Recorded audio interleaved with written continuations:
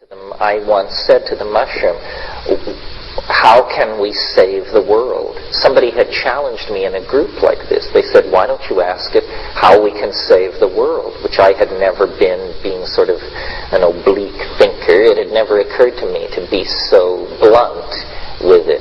But the next time I found myself with it, I said, how can we save the world? And without a moment's hesitation, it said, each person should parent only once. This is an astonishing idea. This is not zero population growth. This is population falling by 50% every 20 years from here on out. If people in the high-tech industrial democracies would limit themselves to one child, almost immediately the destruction of the Earth's ecosystems and resources would halt. We preach population control in the third world, but the statistics show that to a woman in the first world who has a child, that child will consume between 800 and 1,000 times more resources in the course of its lifetime than a child born in Bangladesh or some other third world place. So if we were to practice this one person, one child policy in the first world democracies, there would almost immediately be a visible slackening of the pressure on resources. And population is the thing which is driving everything over the edge. And is not allowing any time for full reflection about land use, implementation of technologies, the political directions we want to go in. Because everywhere, you just hurl money at problems like sanitation, detoxification of land, education of children, cleaning up of water supplies, extension of early primary education, and so forth and so on. No matter how much money you throw at these problems, you see no progress because it's all dragged down by burgeoning populations. So, and it's interesting, I've always felt that the way to solve social problems, collective social problems, is to find solutions which advance the agendas of individuals. In other words, some version of enlightened self-interest. And if you think about this one person, one child thing, what we're saying is, how would you like to have increased leisure time, increased disposable income, and the sincere gratitude of humanity by volunteering to limit your procreative activity? And I would favor social policies that would give people cradle-to-the-grave medical care and cancel their income tax and whatever it took to honor people who did that, because that is the most significant single political act any one of us could probably do. It's very practical. It's a bumper sticker. It astonished me when the mushroom said this. I thought it was going to be a discourse. It said, each person should parent only one child. In a single sentence, it offers probably the only solution to our long-term dilemma on this planet. Can we do it? Well, we don't know. It involves changing our habits, the hardest things we have to change.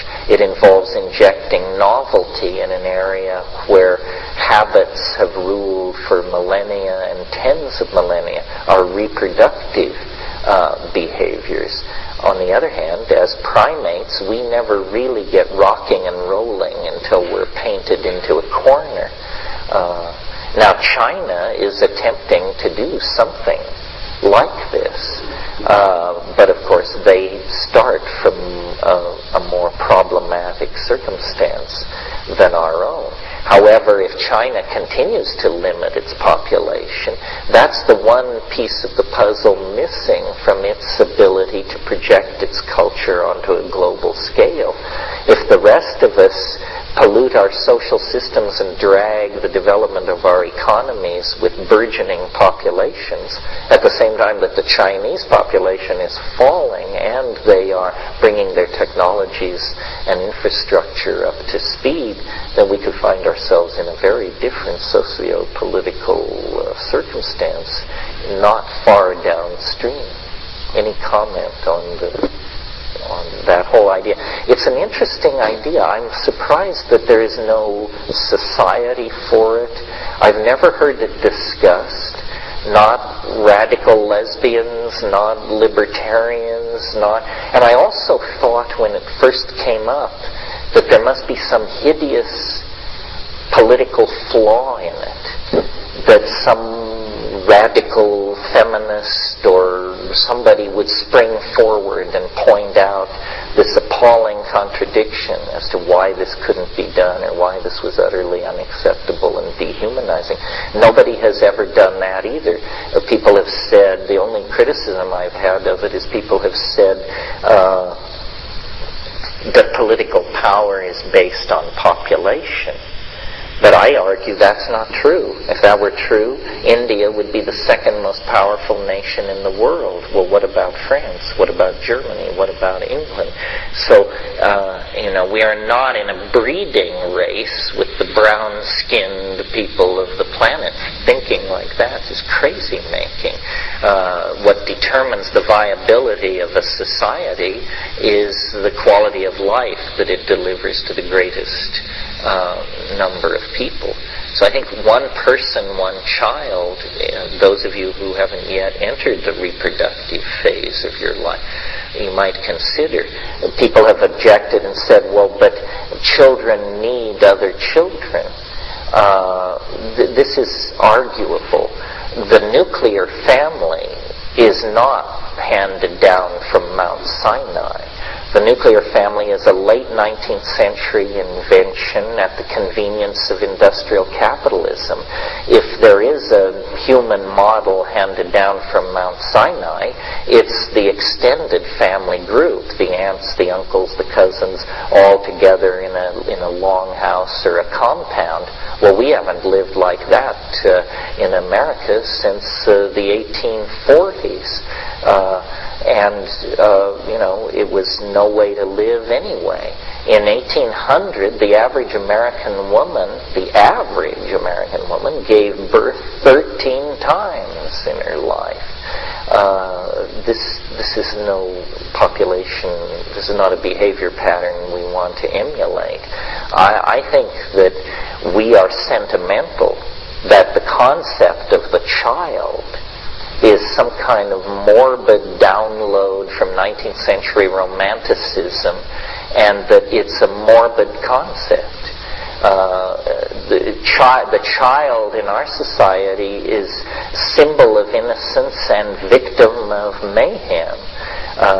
It would be, in Amazonian societies that I've observed, children are small versions of adults, and as quickly as they can handle them, they are given responsibilities and roles, and they participate in life, birth, death, sexuality, hunting rituals. There is this idea that we screen people from the facts of life because they are innocent and fragile. And it's a complete paradox in our society, because while we're dishing out this rhetoric of innocence, we're creating a popular culture so steeped in images of violence and abuse and rape and so forth, that the idea that there are any secrets from anybody is a pretty hollow rhetoric.